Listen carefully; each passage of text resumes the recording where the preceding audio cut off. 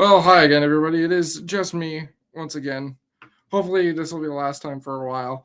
Um, Blake lost his voice screaming at Michael Backlund the other night. I don't know if that's actually why I lost it. I'm just making a joke, which is always funnier when you explain them. So you're welcome.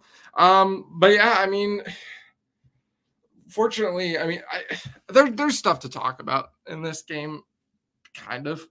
The Avs just kind of took care of business against Vegas. It wasn't particularly difficult. There were times where it wasn't exactly the prettiest and it wasn't, optimal. But at the end of the day, you got it done and you didn't even give up any goals. So hard to complain about that, to be quite honest. Things. If you look at the underlying numbers, it wasn't. It was a pretty good game. You look at this game, and it's two teams that will be fighting for the number one seed. Obviously, Dallas also played tonight, and they're also in that conversation. You could probably also throw Minnesota and Winnipeg in there, and some other teams. But I feel like if you're looking at the true three best teams in the Western Conference, it's the Avs in Vegas, and Dallas would also be in there. And it just felt like good hockey from both teams. I think it wasn't my preferred hockey game. Vegas has adapted this style a lot this year. This was a thing they did, especially against the Avs under DeBoer, and it kind of left their system a little bit. And now it's kind of back with Cassidy. They really liked him, at least tonight, and against the Avs. Because I noticed the last game they played in January, it's very mucky, very, not a lot of. They try and take a lot of space, keep everything to the outside, slow up the neutral zone. It's it's just okay. All right. It's not particularly fun hockey to watch. I don't know why. Apparently, I'm going to lose my voice too, is what it sounds like. I just what is there to say? This was not the prettiest at times. Like I said, there were definitely times I thought puck control was the Avs' biggest problem tonight. They turned the puck over a lot. They made some not very smart decisions, and there were times where I didn't feel like they had purpose or urgency with the puck that they should. But they played well enough defensively to keep those things from really backfiring on them. And when you score 14 seconds into the game, you kind of have that luxury that, okay, we might not be creating a ton offensively, and we might not be, at our best with the puck, but I don't know if you guys can hear Bo taking a whiz. But when you have a 1-goal lead for, at least the first period of a hockey game, you have the luxury to not create offensively and put a focus on the defensive side of the puck. And it felt like that's what the Avs did a lot of tonight. I don't know exactly how many block shots they ended up with, but it felt like quite a bit. Corsi ended up in their favor. They were definitely possessing the puck more of the two teams. I felt like the second period was the most even, and you'll see that if you look at the fancy stats. I felt like the first period started, obviously 14 seconds in. Great.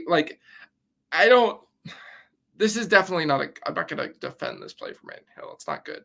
Just don't put the puck by a player, because there's a chance this happens, but it's not the greatest goalie blunder that I've seen. Is probably not even top 5 for this season, to be completely honest.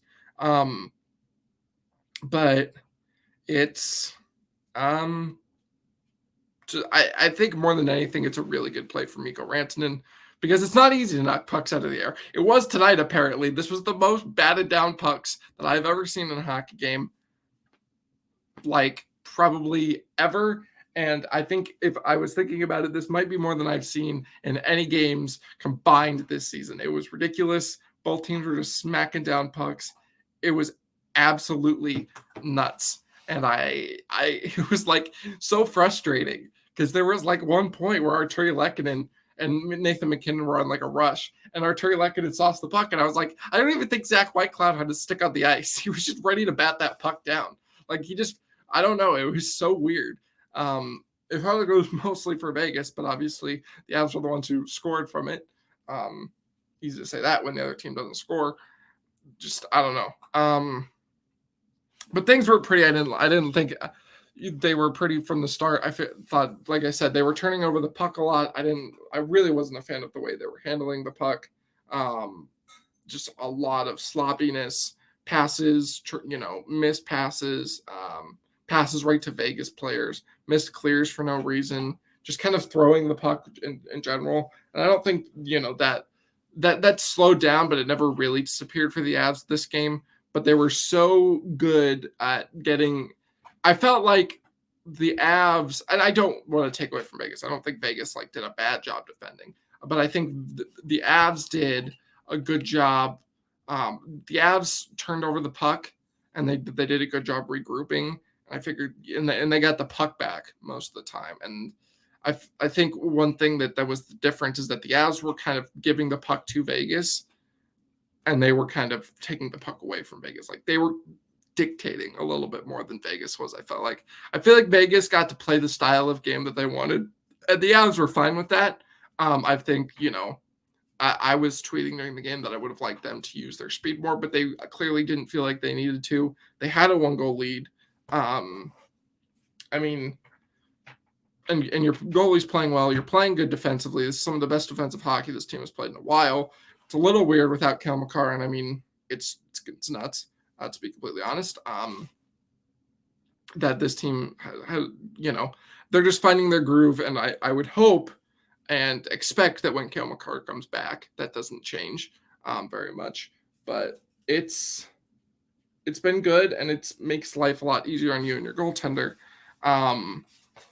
It was, they were surviving through that first half. They were outshot 10-2 of the first period, but then you could tell they kind of turned it on. They were playing.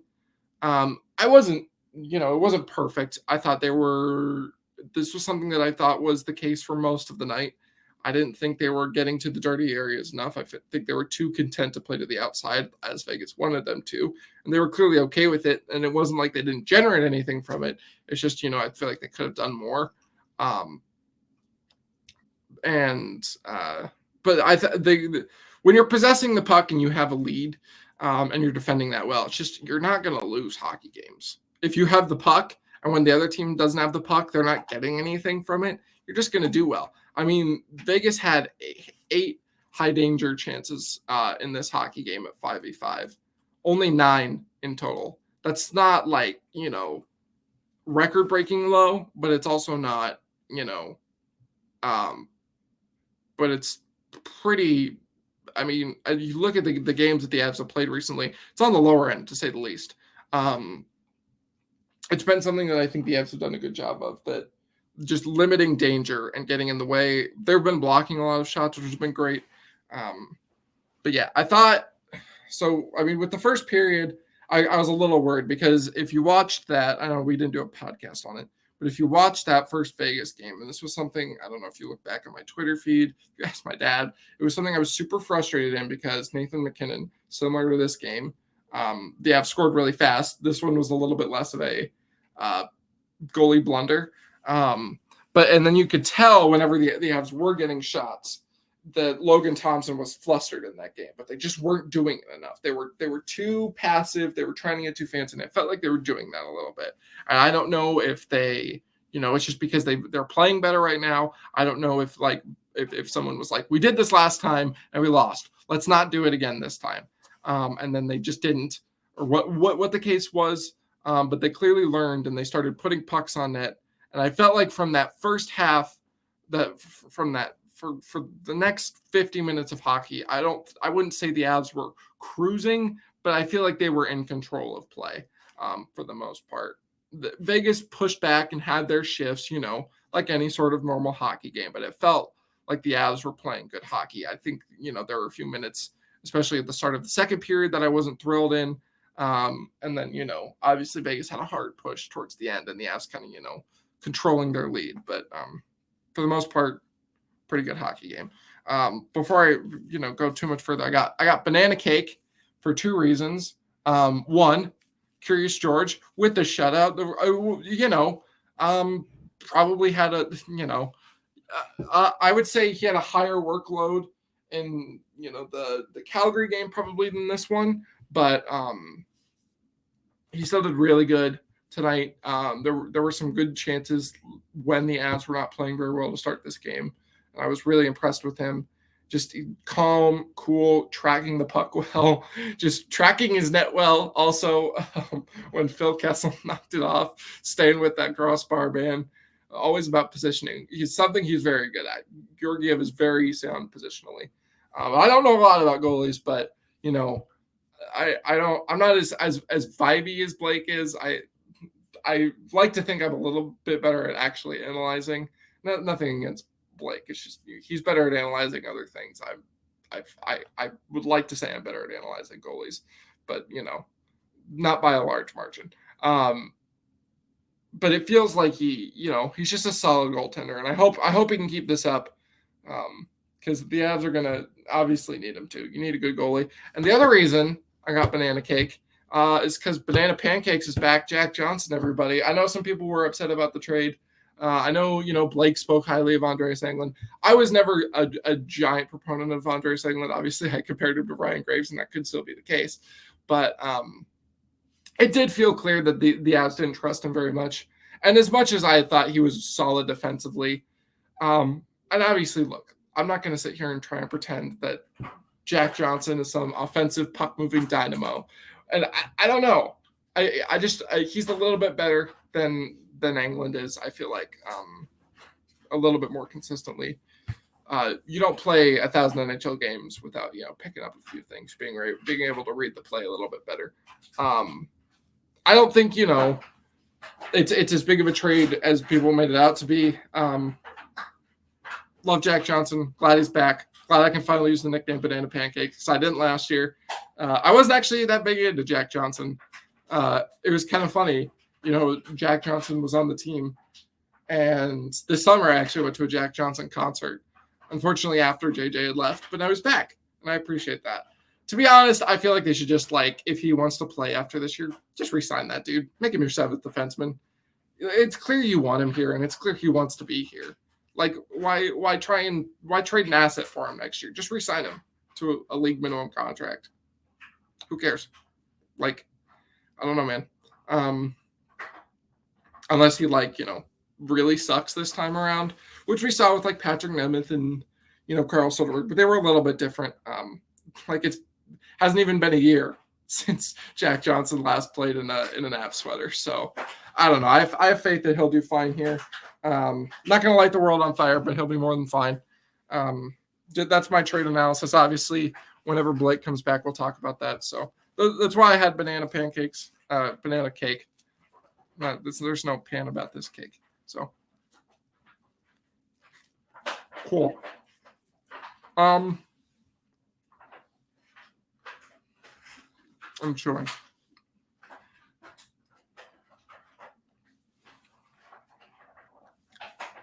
So I mean, I've kind of pounded this into the ground. I feel like the Avs, for the most part, were in control of this hockey game. I felt like Vegas got to play the way they wanted to, and the Avs just did it better and abused it a little bit more, because the Avs, I don't think they got, they weren't feeding off the rush, but they definitely had their share of rush chances. Couldn't quite execute.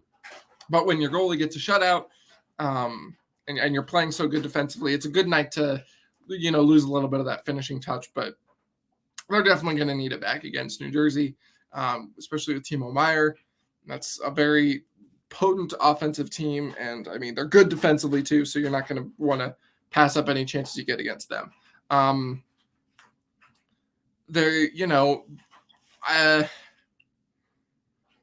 isn't going to pass up many chances, though, is Mikko Rantanen. His second, hey, very loud.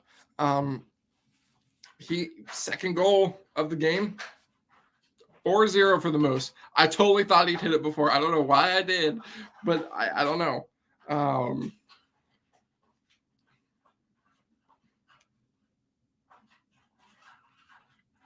But it's apparently it's sorry. The fastest, one of the fastest in Avs history to get to 40 goals. I don't remember. My dad said that to me. I don't know. Like, I don't have the stat. Hey, chew on something quiet. Kids these days. What can I say? Rebellious youth. He's really good. It was so funny after this goal. And I don't know. I had this vibe when he got out of the penalty box because he gets out of the penalty box. He transitions to his one-timer side. And McKinnon tries to get him that pass. And I was like, because pass wasn't quite there. McKinnon kind of forced it a little bit. And I'll get into McKinnon a little bit because I don't think he played bad. I don't think, he definitely didn't play as good as he has been, but he wasn't, but obviously, that's really good. I think it was good. I would say, but there were some things that I wasn't, particularly impressed with. Most guys, I was more than fine with, especially McKinnon included. Like I said, it wasn't the prettiest game, so that every player had their moments where I was like, "What you doing?" But on the most part, that's going to happen. Players aren't perfect. People aren't perfect. This goal for Mikko Rantanen isn't as much him as the first goal. As much as a great pass by JT Compher, a nice shot, a very nice shot, perfect. It's that nice little between the glove and between the pad, puts it right there. Just pretty simple. Mikko Rantanen scores goals like that, like 1,000 times a year, which obviously isn't true. But he scores like that, goals like that in his sleep. It's his, it's his forte. So when you get goals like that, it's big. Because that power play was dominant. That was a nice power play. I think they relied on the one timer a little bit too much. I really, you could see they were really trying to get that puck. They wanted to give that puck to Nuke because they were leaving him alone. But Vegas was cutting off lanes and angles nicely. But they had good shots. Devo obviously had a post. I thought the movement was good. I don't think it was too lackadaisical. I would have liked a little bit more urgency, but obviously they score right after when Mikko comes out of the box. And that's pretty solid. And then you have a 2-0 lead and you feel pretty good. Vegas, is a good team and they're offensively gifted. Jack Eichel has found his footing a little bit more. And so it's like, this is the test. The Avs, the last 2 games just haven't really had much of a test holding a lead. They've done it well, but how hard was the other team pushing? Not really. And against the Oilers, they were the ones coming back, so they didn't really have to maintain a lead at all in that game. Against who did they play the night before? Oh, against St. Louis, it's the same thing as these past 2 games. Pretty cut and dry. Cruising on in there.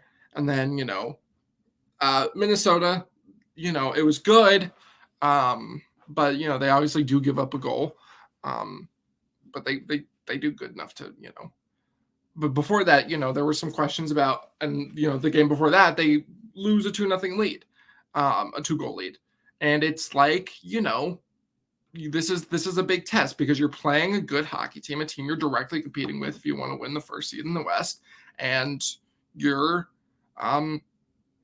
it's a 2-goal lead and you got to protect it.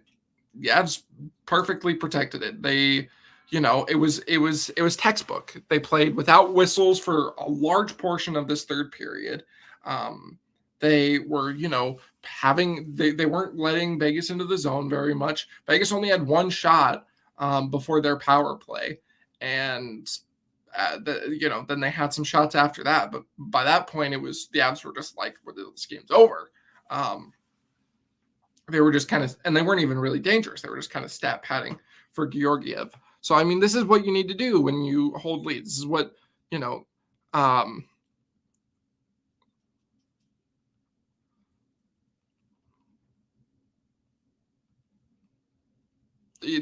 is, some people were alluding to it about the past 2 games from this past weekend.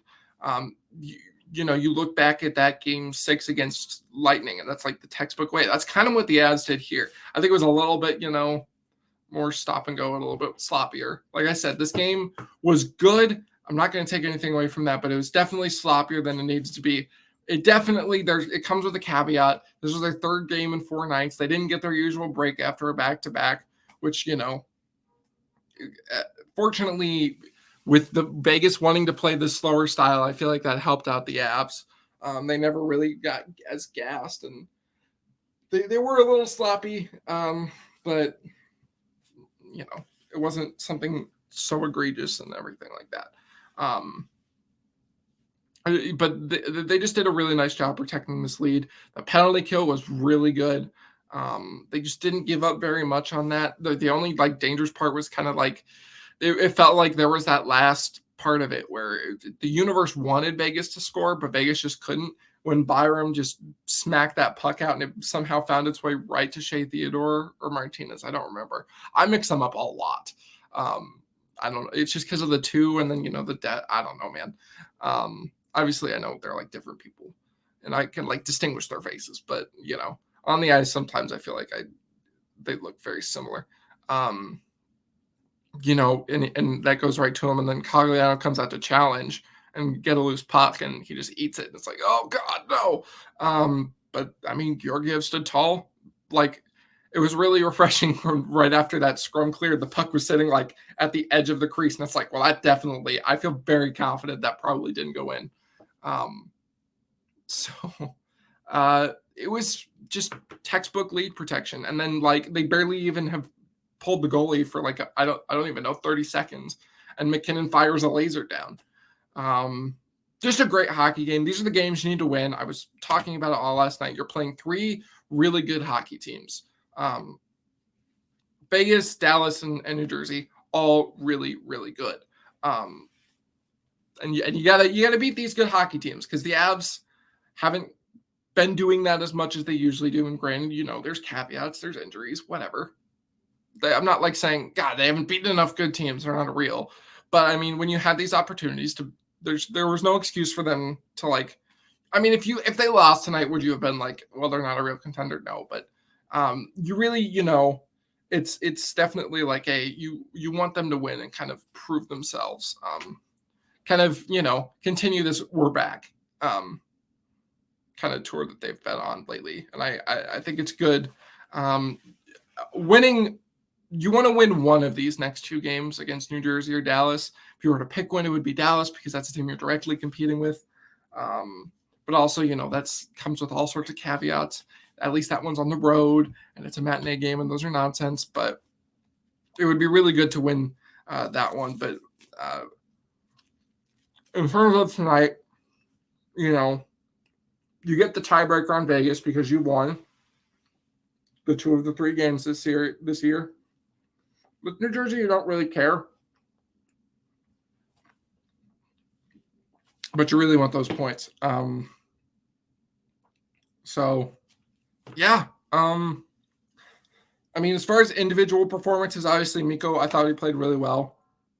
I think I was going to talk about it, and then it just kind of slipped my mind after his first goal. He was just kind of dancing, dudes. I was just smiling from ear to ear because him and McKinnon were like, we're going to turn all of you into fools. We're just going to clown on all of you, if that's okay.